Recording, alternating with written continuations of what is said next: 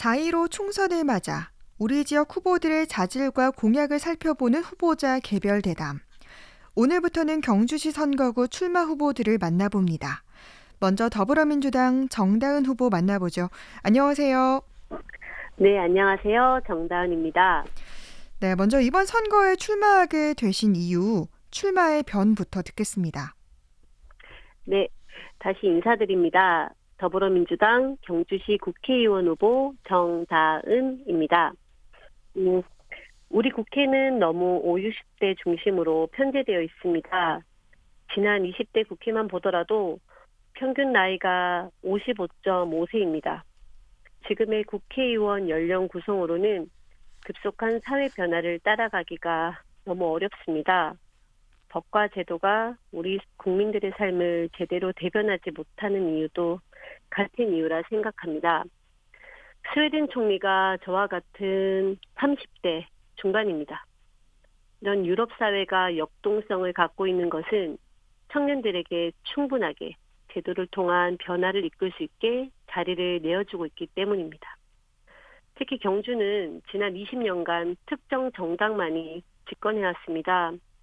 도심 기능을 강화하겠다는 계획 없이 외곽지의 주거단지를 대량으로 만들면서 인구는 분산되었고 도심의 기능은 너무나 약해졌습니다. 지금이라도 제대로 진단하고 앞으로 경주가 나아가야 할 방향을 제시해야 합니다. 그 책임감과 간절함으로 이번에 출마하게 되었습니다. 네. 유권자들에게는 생소한 분인데요. 경력을 위주로 본인 소개 부탁드리고요.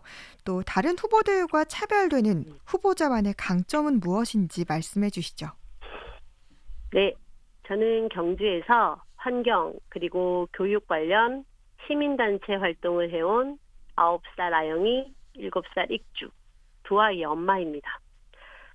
저는 지난 9.12 지진 이후 아이들이 조금 더 안전한 세상에서 살았으면 좋겠다는 바람으로 시민단체 활동을 시작했고요. 이후 정당 활동도 함께 했습니다. 시민단체는 교육, 자연 등의 환경이 더 나아지길 바라며 정부에 요구하고 그런 여러 문제들의 해결 방법을 고민하는 곳입니다.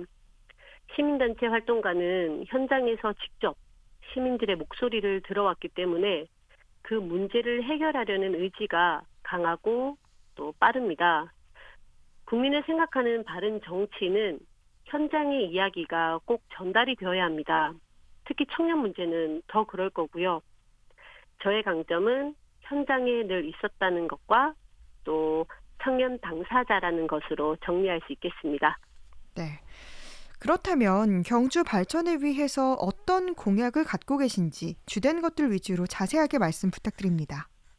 네, 경주는 지난 몇 년 동안 외곽지의 아파트가 대량으로 지어지면서 도심을 지탱하던 수만 명의 경주 시민들이 외곽지로 빠져나갔습니다. 인구 분산으로 인해 도심의 기능은 너무나 약해졌고요. 인구 부족 문제는 경주뿐 아니라 다른 중소도시들이 겪는 공통된 문제이기 때문에 장기적 과제로 국가 차원에서 풀어야겠지만 앞서 말씀드렸다시피 경주의 인구 분산으로 인한 도심 기능 약화 문제는 정책적 수단을 통해 단기간에도 충분히 해결할 수 있다고 생각합니다. 네. 지금 많은 후보들이 인구를 늘리겠다는 공약을 지금도 그렇고 과거에도 계속 반복해 왔습니다.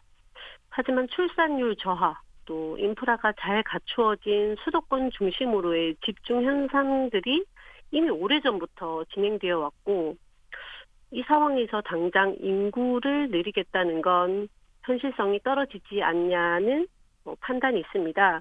그래서 저는 분산된 인구를 도심으로 집중시키는 정책을 공약으로 세웠습니다.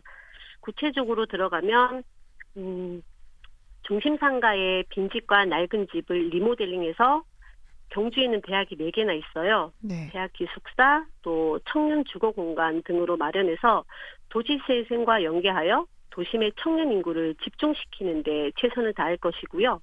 또 경주에는 이미 지난해 확보한 도시재생 예산이 있습니다. 네.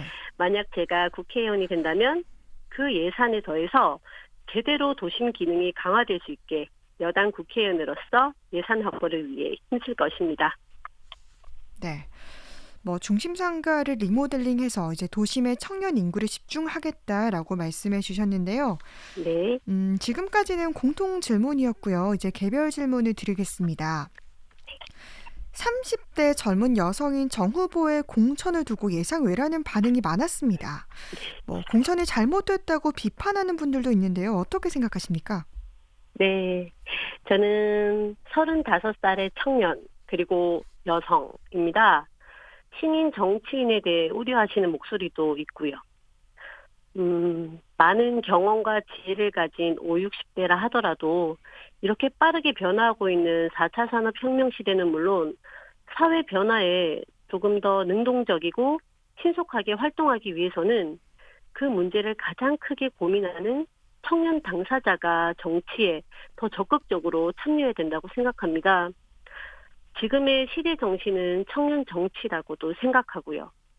말씀드렸다시피 지난 20대 국회의원 평균 나이가 55.5세였습니다. 네. 지금 이 국회의원 연령 구성으로는 너무나 빠르게 급속한 이 사회 변화를 따라가기가 어렵고 세계 추세도 맞지 않다고 생각합니다.